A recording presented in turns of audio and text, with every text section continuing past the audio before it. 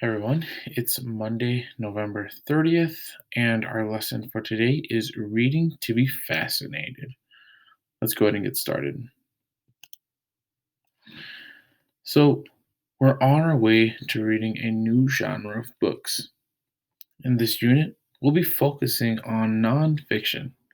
In the last cycle, we focused on personal narratives and fictional narratives.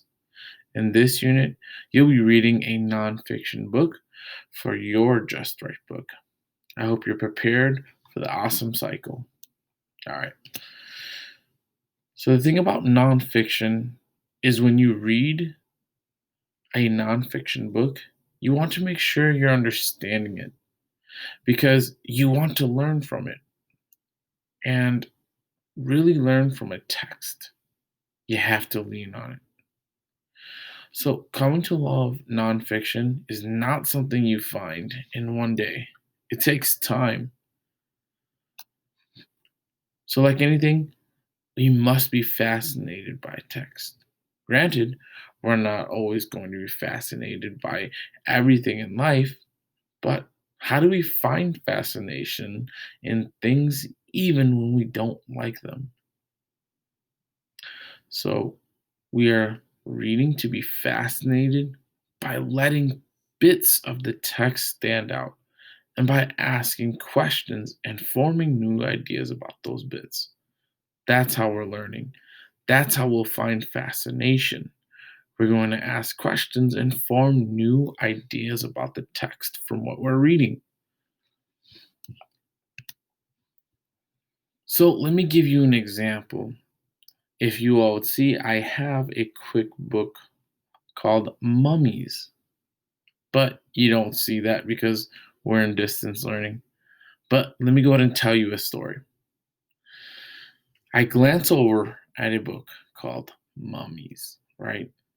And I'm going to read the first sentence of this book, and I also put it up on the slides. So it goes like this: A farmer is working in swampy lands.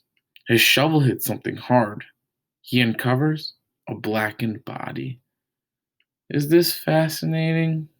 Uh, but remember, we're choosing to be fascinated by the text we are reading.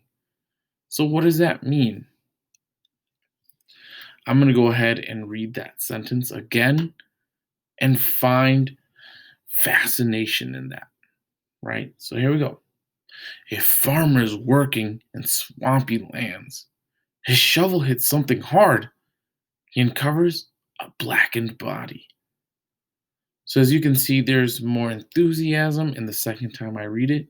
Why? Because I'm finding fascination in what I'm reading. So, moving on. I'm also trying to form new ideas in what I'm reading. So, I'm thinking, aren't mummies usually wrapped in bandages and covered? Well, this mummy wasn't, right? It was located by a farmer in swampy lands. And I thought they were located in like giant tombs in the Middle East. Hmm.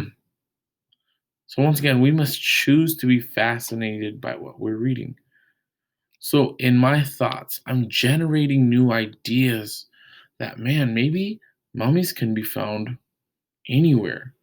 Bodies that are kept well and that survive over time, and somebody finds them, like this farmer.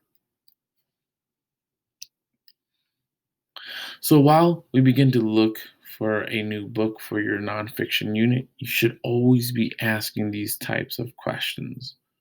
Like, wow, I never knew. Hmm, that's weird. Or how and why? Once again, we're choosing to be fascinated. So asking these questions allows you to find fascination in the books you are reading. So, lastly, in our review, I want you to define the word fascination.